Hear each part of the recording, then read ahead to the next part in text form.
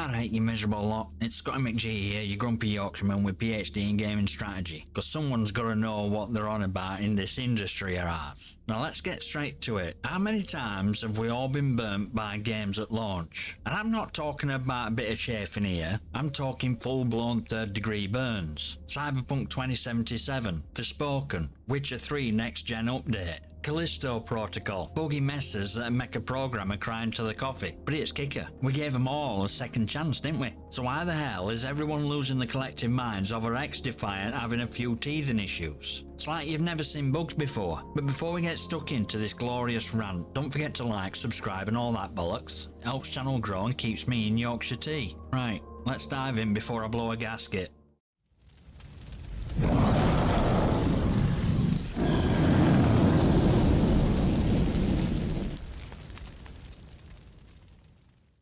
Now let's start with poster child of broken dreams, Cyberpunk 2077, a game that promised us a futuristic utopia but delivered a dystopian bugfest. Remember Hype? They sold us Moon on silver platter. We ended up with paper mache asteroids instead. Characters vanishing mid-dialogue. Cars launching into orbit like they were auditioning for Fast and Furious Space spin-off. This game had it all, except, you know, working properly.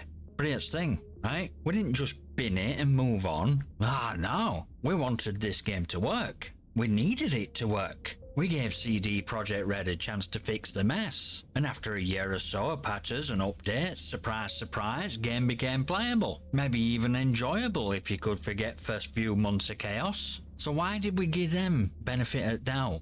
Because deep down we're all suckers for a good comeback story. And you know what? Fair play to them. They pulled it off. Eventually. But let's be honest. Anyone who pre-ordered games should have "I love disappointment" tattooed on the forehead. You knew what you were getting into, and you bloody well got it. But here's my question. If Cyberpunk can rise from ashes, why can't we cut XDefiant some slack? These bugs, these glitches are a part of the process. Rome wasn't built in a day, and neither were Night City, despite what marketing team told you. So why not put your pitchforks down and maybe, just maybe, let devs breathe for 5 minutes before you start writing obituaries for their careers? Next up on chopping block is Forspoken. A game so full of potential they gave it a title that sounds like it conjured up by a wizard on a bad day. Now this one had all makings of a great adventure. Magical parkour, mysterious world, and a protagonist with a sassy inner voice. But what did we actually get? Clunky, stuttering mess that made even the most patient of gamers consider taking up knitting instead. Imagine this, you're about to leap into a fantasy world, ready to lose yourself in magic, and suddenly, game decides it needs an app. Frame rate tanks, controls go on holiday, and narrative pacing, well, let's just say it was smooth as gravel driveway. It's like they built a gorgeous world and forgot to make it, you know, fun to play. But instead of chucking disc out at window or demanding a refund with fury of 1,000 suns, what did we do?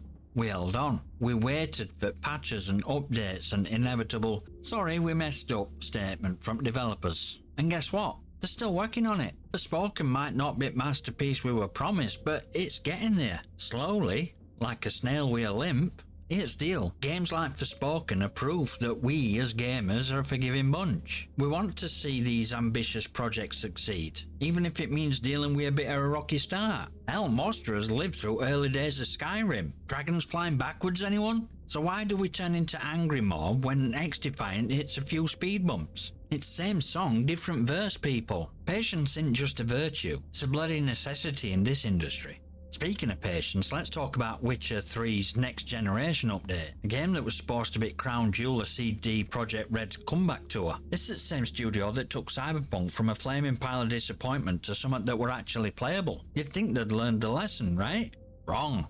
Witcher 3 is a modern classic, an RPG so good it practically invented genre all over again. So when they announced Next Gen Update, we were all expecting Geralt to look even more badass in 4K, with his hair flowing majestically in wind as he slays monsters with all finesse of a seasoned butcher. But instead, we got Geralt with a severe case of jitters, wandering through a world where frame rate dipped faster than my mood after reading Reddit comments. It's like they took one of the most beloved games of all time and said, let's see how we can mess this up without getting pitchforked. Quests that once worked like clockwork now broke down more often than an old Yorkshire bus. And don't even get me started on new lighting. Looked like someone was playing with a dimmer switch just for laughs. But here's where it gets interesting. Instead of writing it off as a lost cause, we gave them time again. Why? Because deep down we all knew potential was there. We didn't want to give up on a game that had given us so much joy, just like we don't want to give up on XDefiant. Devs went back to drawing board, cranked out patches faster than you can say toss a coin to your Witcher, and brought game back to life. Wasn't instant, but it was worth it.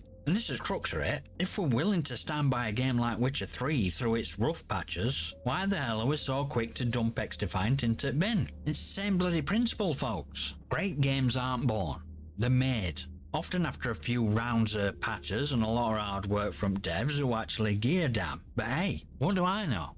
I'm just a grumpy old gamer with a PhD in calling out bollocks when I see it.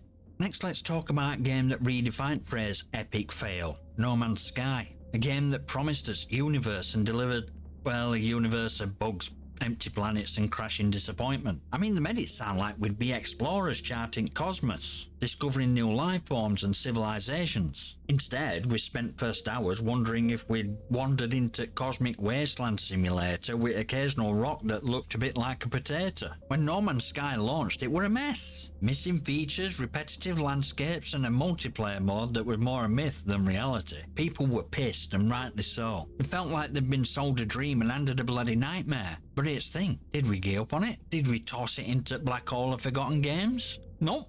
We complained, sure, loudly and with great enthusiasm, but we didn't abandon it. And what happened next? Devs at Hello Games didn't run off and hide under a rock, which ironically would have been easier to find in their game's early days. No, they dug in, kept their heads down, and started working on fixing it. Not just patching holes, but actually turning game into what it was always meant to be. They added content, improved graphics, and made multiplayer real, not just something you'd read about in bloody patch notes. Fast forward a few years and No Man's Sky is now a beacon of hope in gaming world. It went from being punchline or every joke to one of the most respected games out there. And you know why? Because we gave it a chance. We allowed developers to make it right. We let them turn it round, and in return, we got a game that's genuinely worth playing. A redemption story for ages. Let me ask you this. If No Man's Sky, the king of all busted launchers, can claw its way back from brink, why can't XDefiant? Why are we so quick to write it off when it's barely out at gate? Look, I get it, trust has been broken and patience is thin, but if No Man's Sky taught us all, it's that games can be saved. We've just got to give them time and space to do it. But don't just take my word for it. Let's dive into the final chapter with a few final punches. Just like once that Street Fighter V finally started landing after they patched it into something halfway decent. Street Fighter V, game that launched with a few features, it felt like buying a car with no wheels. But did we throw in towel? Hell no. We waited, we moaned, and we waited some more. Eventually, they fixed netcode, added characters, and turned it into a proper game. It were a journey, but they got there in end. Then there's Battlefront 2. A game so infamous for its pay-to-win mechanics and loot box disaster that it nearly brought down EA's entire empire. Gamers were ready to march on EA's headquarters with pitchforks, and honestly, who could blame them? But again, what happened? Devs did a complete 180. They removed paywalls, reworked progression system, and gave players a Star Wars experience that actually paid for. It took a while, but by end, we were finally wielding lightsabers and blasting stormtroopers like we always wanted. And let's not forget Halo Master Chief Collection. It was supposed to be ultimate package for Halo fans, but launched more broken than a Yorkshireman's heart after his local pub closed down. Multiplayer matches wouldn't connect, campaign saves had vanished, and players were left wondering if Master Chief had gone AWOL. But, slowly but surely, 343 Industries put in work. They patched it, polished it, and today it's definitive way to experience saga of everyone's favourite Spartan.